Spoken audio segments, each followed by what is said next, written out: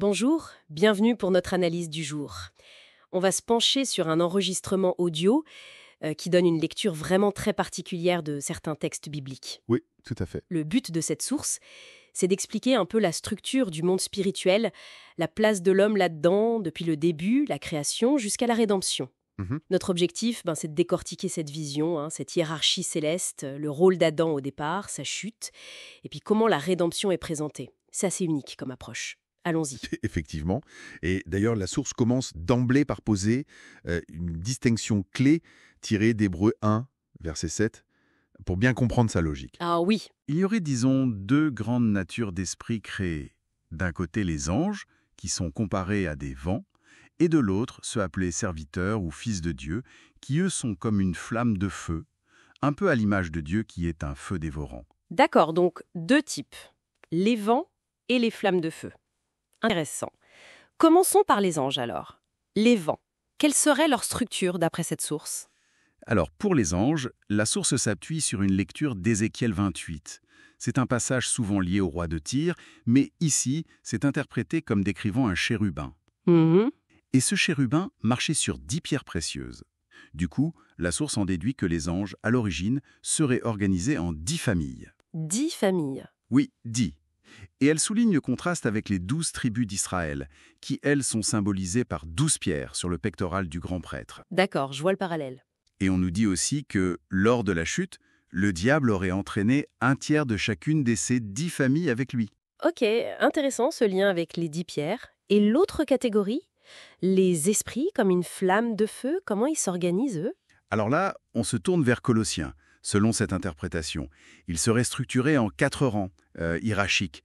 Les trônes, les dignités, les dominations et les autorités. 4 rangs. Oui, les trônes, eux, sont liés aux 24 vieillards qu'on voit dans l'Apocalypse, et aussi à un sacerdoce céleste qui existait avant ce qu'on appelle selon l'ordre de Melchizedek. Melchizedek, oui, cette figure un peu mystérieuse de la Genèse. Exactement, un sacerdoce différent de celui des Lévites, qui viendra bien plus tard en Israël. D'accord, les trônes liés à Melchizedek. Et les autres rangs?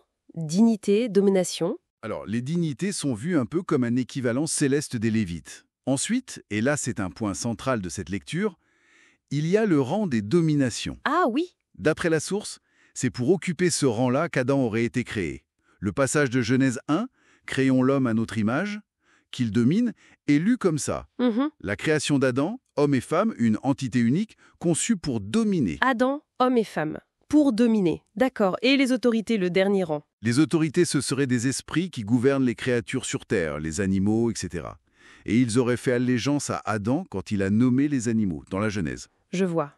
Cette idée d'Adam, homme et femme unis, créés pour le rang des dominations, c'est vraiment clé ici. Mais bon, il y a la chute qui vient tout chambouler. Exactement. Comment la source interprète ça? Et surtout, quelles conséquences sur cette structure, sur ses rôles? Alors, la source insiste sur une différence de motivation dans le péché. Ève, elle aurait péché par désir d'être comme Dieu, ce qui est vu comme le péché typique des anges déchus. Mhm. Adam, par contre, aurait péché en écoutant sa femme. Ce n'est pas la même chose, selon cette lecture. Et la conséquence majeure, c'est un transfert de fonction. Et pas n'importe laquelle. Le sacerdoce. Le sacerdoce, comment ça? D'après cette interprétation, assez particulière, il faut le dire, la fonction sacerdotale, au départ, elle aurait été pour la femme. Ah bon, un sacerdoce originellement féminin? Ça, c'est assez radical comme idée. Et comment ce transfert se serait fait alors? Justement, parce qu'Ève aurait commis ce péché angélique, eh bien, cette fonction sacerdotale lui aurait été retirée, et elle aurait été donnée à Adam au moment où il quitte l'Éden, quand Dieu leur donne des vêtements de peau. Les vêtements de peau. Oh, quel est le lien? La source fait un lien avec Lévitique 7, verset 8, qui dit que la peau de l'animal sacrifié revient au prêtre qui fait le sacrifice. Ah, d'accord. Donc, en recevant cette peau, Adam deviendrait en quelque sorte le premier sacrificateur humain. C'est d'ailleurs lui, nous dit-on, qui enseigne ensuite à Caïn et Abel comment faire des offrandes. Et ce sacerdoce adamique, il précéderait celui des Lévites. D'accord, je comprends mieux la logique présentée. La chute entraîne un changement fondamental de rôle sacerdotal. C'est énorme comme conséquence. Alors, comment Jésus s'insère là-dedans pour la rédemption? Alors, Jésus, il n'intervient pas au niveau du sacerdoce lévitique terrestre, celui qui découle d'Adam puis des Lévites. Lui, il intervient en tant qu'agneau de Dieu, et surtout en tant que détenteur du droit de rachat. Le droit de rachat, qu'est-ce que c'est exactement dans ce contexte? C'est lié à l'idée que l'homme a été créé à l'image de Jésus. Colossiens dit qu'il est l'image du Dieu invisible. Jésus serait donc le plus proche parent de l'humanité. Le plus proche parent. Oui, un peu comme le concept de Goël dans l'Ancien Testament, le rédempteur parental qu'on voit par exemple dans le livre de Ruth. Celui qui a le droit et même le devoir de racheter un bien ou une personne de sa famille qui est en difficulté. D'accord. Donc Jésus, en tant que plus proche parent, avait ce droit de nous racheter. Comment est-ce qu'il l'active, ce droit? Eh bien, la source souligne un point crucial. Comme Adam n'a pas commis le péché angélique, il n'a pas voulu être Dieu, l'humanité restait, disons, rachetable. Ok.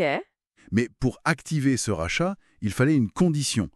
Jésus, qui appartient à ces esprits flammes de feu, un souverain sacrificateur céleste, a dû s'incarner, devenir chair. Pourquoi? Pourquoi cette nécessité de l'incarnation? La source cite Hébreux 10, « Tu m'as formé un corps ». Il fallait un corps parce que, comme le dit Hébreux 9, verset 22, sans effusion de sang, il n'y a pas de pardon. Ah oui, logique. Un esprit ne peut pas saigner. Voilà. Donc, il fallait que ce plus proche parent divin devienne humain, devienne chair, pour pouvoir verser son sang et accomplir, légalement, si on veut, ce rachat. C'est très clair. Donc, si je résume bien cette perspective relie, on a une hiérarchie spirituelle très précise, ange avant, serviteur flamme de feu, l'humanité créée pour dominer, avec un sacerdoce qui aurait été d'abord féminin, C'est ça. puis la chute qui inverse ce rôle sacerdotal, et enfin la rédemption qui passe par Jésus, le plus proche parent, qui doit s'incarner pour payer le prix du rachat par son sang. Bon, au-delà de la cohérence interne de cette lecture, quelle est la portée de tout ça ? Ce qui est assez fascinant ici, c'est vraiment cette tentative de construire un système complet. Une logique qui relie tout. La nature, des esprits, le but d'Adam et Ève, les conséquences très spécifiques de la chute sur leur rôle, l'origine du sacerdoce sur terre et la mission de Jésus expliquée par ce concept juridique de rachat. C'est une vraie grille de lecture qui cherche à donner un sens unifié à plein de passages bibliques. Une interprétation qui propose une mécanique divine assez détaillée, en effet, et ça nous laisse peut-être avec une dernière pensée. Si, comme le suggère cette source, les rôles initiaux, notamment ce rôle sacerdotal, ont pu être intervertis ou transférés à cause de la chute, quelles autres dynamiques ou potentiels ça pourrait ouvrir? Je pense notamment à la relation entre le spirituel, le masculin, le féminin dans cette théologie. C'est une question qui n'est pas directement abordée ici, mais qui découle de cette idée de flexibilité des rôles. Voilà, matière à réflexion.